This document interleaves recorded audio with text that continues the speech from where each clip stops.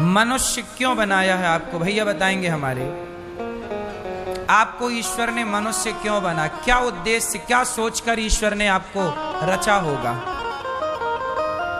क्या उद्देश्य लेके आप आए हो धरती पे? क्या गोल है आपका? क्या पाना है आपको?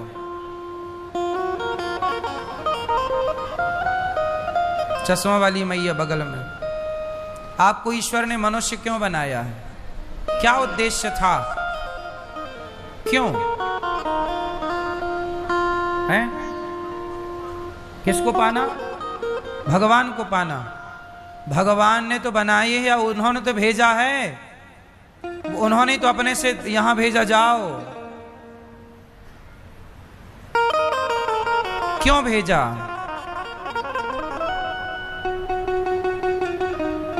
क्यों? आप बताओ। भगवान ने आपको मनुष्य क्यों बनाया है? भगवान का नाम जपने के लिए। जपते हो कितना?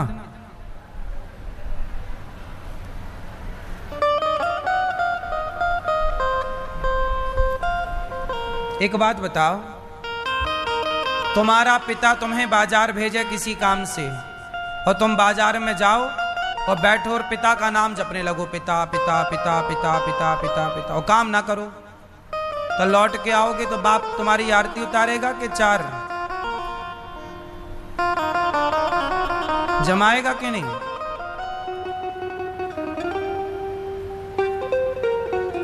भगवान का नाम जपना भी इतना जरूरी नहीं है जितना जरूरी वो काम है जिस काम के लिए ईश्वर ने आपको भेजा है। पहले ये बताओ कि किस काम के लिए आए हो। अब देखो, आप आ गए, आप आके आधे बूढ़े भी हो गए, और कुछ लोग तो बूढ़े होके जाने की भी तैयारी में हैं, पर पता ही नहीं कर पाए कि आए क्यों थे, और बिना पता लगाए चले भी जाएंगे। कितने जा चुके, ये बिना जाने कि आए काहे थे, आए क्यों थे। आए और चले गए, खत्म कहानी। क्यों आए थे कोई नहीं बता रहा है। क्यों? प्रश्न सही है कि गलत है? प्रश्न तो सही है कि आप आए क्यों हैं, लेकिन आप, ये सवाल आपसे है, कभी अपने से पूछना कि हम क्यों आए हैं। सारी जिंदगी हम क्या यही करने आए हैं जो कर रहे हैं? अब सुनो हम क्यों आए हैं। भगवान का भजन, भगवान का नाम जपो, पर इस नाम जप से भी बड़ा एक काम है। क्या? भगवान क्या कहते हैं? हे अर्जुन, रामचरितमानस में क्या कहते हैं, वेदों में क्या कहते हैं, पुराणों में क्या कहते हैं? धर्मो रक्षति रक्षिता। भैया आप सत्य बोलो, सत्यम वद। क्या, किस रास्ते पर चलो? सत्य के रास्ते पर चलो, सत्य बोलो, दया करो, और परहित सरिस धर्म नहीं भाई। हम क्यों आए हैं संसार में? इसलिए आए हैं कि हमें कोई भी मिल जाए, चाहे कुत्ता मिले, गाय मिले, पक्षी मिले, पशु मिले, इंसान मिले, नारी मिले, पुरुष मिले, कोई भी मिले, यदि उसे दवाई की जरूरत है तो हम दवाई करके उसको उस दुख से दूर करें। भूखा है तो रोटी देकर उसका दुख दूर करें। मतलब हमें ईश्वर ने भेजा है कि जाओ तुम लोगों का दुख दूर करो, जाओ लोगों की हेल्प करो, लोगों की मदद करो। हम उद्देश्य क्या लेकर आए हैं? सर्वहिताय, सबका हित करने के लिए, सबका भला। सबका क्या करना है? सबका भला। लेकिन आज का आदमी इतना स्वार्थी हो गया कि सबका भला तो भूल गया, केवल खुद के भले में लगा है और खुद का भला भी नहीं कर पा रहा है। वो खुद के भले के चक्कर में खुद का बुरा कर लेता है। कैसे? जैसे आपने अपनी मां को घर से निकाल दिया, आपने चोरी कर ली कि पैसे कमा लेंगे, थोड़ा भ्रष्टाचार कर लें, कमीशन ले लें, रिश्वत ले लें, तो आपने ले लिया। इस चक्कर में तो लिया कि मैं पैसे वाला हो जाऊंगा, लेकिन वही रिश्वत, वही पाप अब तुम्हें भोगना पड़ेगा। कहां जाएगा? जो तुमने पाप कमाया है वो कौन लेगा? वो एक डाकू की कथा तो सुनी होगी। एक डाकू सबको लूटता था जंगल में, लेकिन वही डाकू से जब नारद जी मिले तो नारद जी ने पूछा कि भैया ये तुम किसी को मार दे रहे हो, हार सोना चांदी चुरा ले रहे हो, जो तुम पाप कमाओगे वो कौन भोगेगा? तो डाकू बोला कि मेरी पत्नी को सोना चांदी देता हूं, पिता को देता हूं, तो बाप भोगेगा, पत्नी भोगेगी। तो कहा जाओ पूछ के आओ कि पत्नी और परिवार भोगेगा। तो वो डाकू गया, पूछा कि पत्नी से तुम्हें मैंने इतना सोना दिया पर मैंने लोगों को मारा है, जंगल से गुजरते लोगों की हत्या की है, तो सोना तो तुमने बांट लिया पर क्या मेरा पाप बांटोगी? तो पत्नी ने मना कर दिया। और हां भी करती तो क्या ईश्वर के विधान में यह है कि पति का पाप पत्नी ले सकती है? नहीं ले सकती। कांटा आपको लगेगा तो दर्द पत्नी को नहीं होगा, या कांटा पत्नी को लगेगा तो दर्द पति को नहीं होगा। जो पाप करेगा वही भोगेगा। पति ने किया है, पत्नी ने मना कर दिया, मैं कैसे भोगूंगी? मैं चाह भी लूं तो स्वामी कैसे? ईश्वर का विधान नहीं है। पिता से कहा, पिता ने मना कर दिया।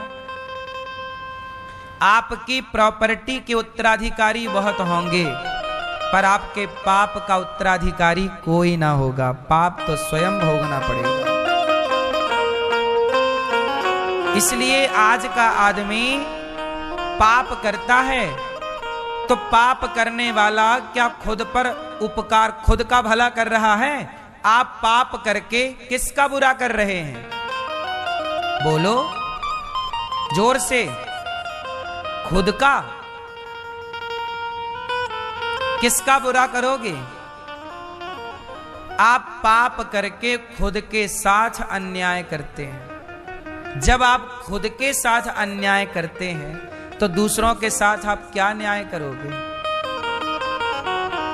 न्याय तो हरिश्चंद्र ने किया कि बाजार में बिक गए पर अपने सत्य को जाने नहीं दिया। न्याय तो दशरथ जी ने किया, मर गए पर वचन नहीं छोड़ा। ऐसे सत्यवादी दयावान राजा रंतीदेव 64 दिन से भूखे थे। पत्नी और पुत्र 64 दिन भूखे। तभी गांव में कहीं भंडारा हो रहा था, लंगर था, तो इन्हें रोटी, थोड़ा पूड़ी, सब्जी और खीर मिल गई। तो ये नदी के किनारे आए, पत्तल लगाई और बैठे खाने। तब एक चांडाल आ गया कुत्ता लेकर। चांडाल बोला, भैया हम 15 दिन के भूखे हैं। और रंतीदेव कितने दिन से भूखे थे? 64 डेज। रंतीदेव ने क्या किया? अपनी थाली उस चांडाल को दे दी। तब उनका बेटा बोला, 5-6 साल का नन्हा बालक था, बोला पिताजी आप ना दो, मैं अपनी थाली दे देता हूं। वो बेटा कितना भूखा ना रहा होगा, लेकिन अपनी थाली दे दी। तो चांडाल ने खुद खाया, बच्चे की थाली भी खाई, और पत्नी का भोजन बचा तो बोला मेरे कुत्ते बड़े भूखे हैं, यदि मेरे कुत्तों को दे दो तो बड़ी कृपा। पत्नी ने कुत्तों को दे दिया और तीनों ने, बेचारों ने केवल पानी पीकर जैसे ही प्रभु का धन्यवाद दिया तो किसी ने कहा कि धन्यवाद क्यों, तुम्हें तो रोटी भी नहीं मिली। तो धन्यवाद क्यों देते हो?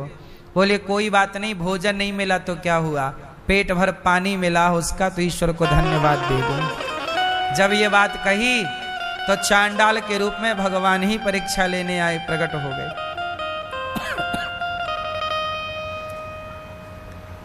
अब बताओ, खुद भूखे रहकर लोगों का पेट भरना, ये है ना मानव जीवन की सार्थकता। लेकिन आजकल तो आदमी दूसरों की थाली से रोटियां छीन रहा है, दूसरों के पेट में लात मारे जा रहा है,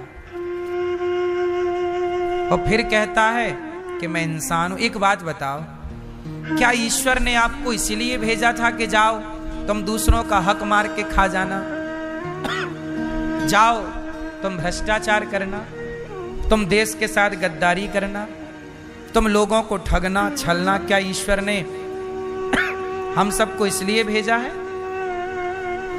बोलो मेरी मां, पूछना ये सवाल सब लोग अपने आप से कि इस संसार में आने का मूल उद्देश्य क्या है,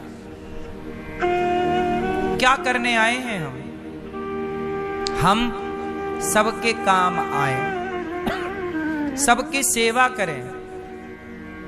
इसलिए ये दास अनिरुद्ध को जब भगवान ने मनुष्य का शरीर दिया तो मैं बहुत खुश हूं इस बात से कि परमात्मा ने मुझे 84 लाख योनियों से निकालकर ये सुंदर मानव के शरीर में बिठाया। अब इस शरीर से जितना हो सके सेवा कर लूं, क्योंकि ये शरीर आज है कल नहीं रहेगा, ये शरीर भी मेरा रोज जा रहा, मैं रोज मर रहा हूं। बोलो हाँ, मैं 34 साल का हूं तो मेरे जीवन के 33 साल मर ही तो गए। मैं 34 वर्ष का हूं तो मेरे जीवन के 33 साल क्या हुए, मर गए। मेरा लड़कपन मर गया, मेरी जवानी मरी जा रही है। मैं अपने से सवाल करता हूं अनिरुद्धाचार्य, तेरा लड़कपन मर गया, ये जवानी मरी जा रही है, ये बता तूने क्या पाया इस शरीर को पाकर? तो मैं ईश्वर से कह पाऊंगा कि प्रभु आपने शरीर दिया था तो मैंने किसी का गला नहीं दबाया, किसी की थाली से रोटियां नहीं छीनी, बल्कि सबको सबकी थालियों तक रोटी पहुंचाने का काम इस शरीर ने किया है। इसलिए गौरी गोपाल लंगर चलता है, भंडारा 25 से 30 हजार लोग पर डे भोजन करते हैं। यहां पर आप चेक कर सकते हैं। सबको रोटी देना, किसी की रोटी ना छीनना, यही हम करने आए हैं। आजकल बेटा अपने माओ को घर से निकाल रहे हैं, तो उन बेसहारा माओ को ये दास अनिरुद्ध यहां सेवा करता है, रखता है। 308 वृद्ध माँ यहां रहती हैं, वही माएं जिनको अपने बच्चों ने घर से निकाल दिया। ये करने आए हैं हम। इंसानियत का मतलब क्या है? हम भी यदि तुम्हारे पेट पे लात मारने लग जाएं, हम भी तुमसे नफरत करने लग जाएं, हम भी छल कपट करने लग जाएं, तो बताओ क्या ईश्वर ने हमें ये सुंदर शरीर आपको धोखा देने के लिए दिया है? आज सच बताना, इंसान इंसान को धोखा दे रहा है कि नहीं? बेटा अपने मां को धोखा दे रहा है, अपने बाप को धोखा दे रहा है। सवाल है, क्या हम ये धोखा देने आए हैं? क्या ईश्वर हमसे सवाल नहीं करेंगे कि भाई तुझे भेजा था, तूने क्या किया? तूने क्या किया? इसलिए धोखा ना दो। यदि आप किसी को धोखा दे रहे हैं तो समझ लो वो धोखा आप स्वयं को दे रहे हैं। किसी को ठग रहे हैं तो आप किसी को क्या ठगेंगे? कितना ठगोगे यार? तुम ही ठगे जाओगे एक दिन। क्या ठगोगे तुम? कितना ठगोगे? दुर्योधन भरी सभा में जब द्रौपदी के कपड़े उतरवा रहा था दुशासन से, तो बताओ दुर्योधन द्रौपदी के कपड़े उतार रहा था या वो स्वयं अपनी इज्जत उतार रहा था? बोलो। दुर्योधन ने उतारा तो द्रौपदी के कपड़े था दुशासन के द्वारा, पर द्रौपदी के कपड़े वो ना उतार पाया, लेकिन स्वयं की समाज में इज्जत उतर गई। आज तक किसी बाप ने अपने बेटे का नाम दुर्योधन नहीं रखा तब से। बोलो, रखता है कोई बाप अपने बेटे का नाम दुर्योधन? आपको क्या लगता है कि दुर्योधन द्रौपदी के साथ गलत कर रहा? नहीं, दुर्योधन ने द्रौपदी के साथ गलत नहीं किया, उसने खुद के साथ गलत किया। इसलिए सजा द्रौपदी को नहीं मिली, सजा अंत में दुर्योधन को मिली। बोलो हाँ। आज युगों के बाद भी उस दुर्योधन का समाज में सम्मान स्थापित ना हो सका।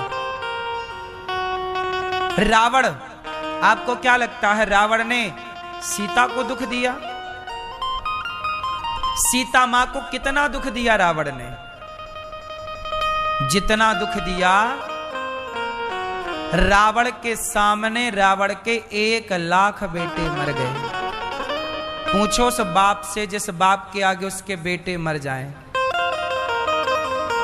इस धरती का सबसे बड़ा दुख जानते हो क्या है? पिता के आगे पुत्र की मृत्यु, यही सबसे बड़ा दुख है।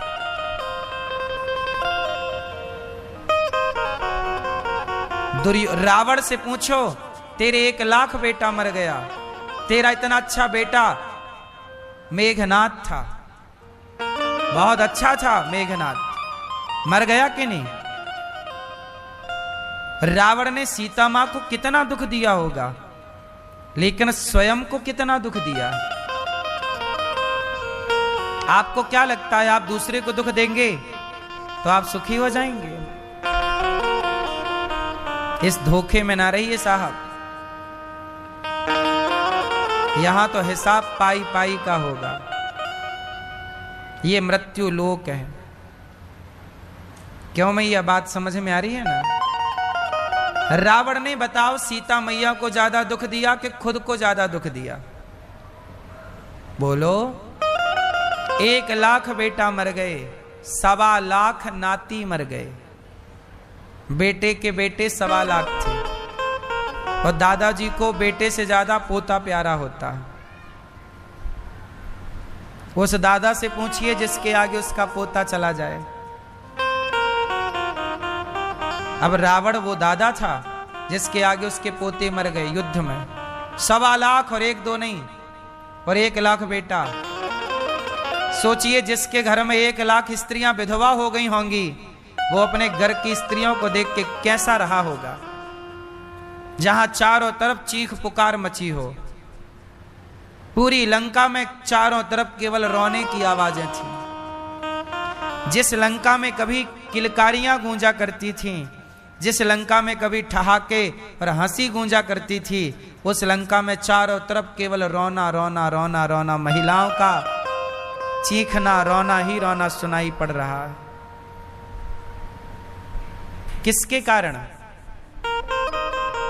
रावण की गलत चाह थी ना। तुम दूसरों के साथ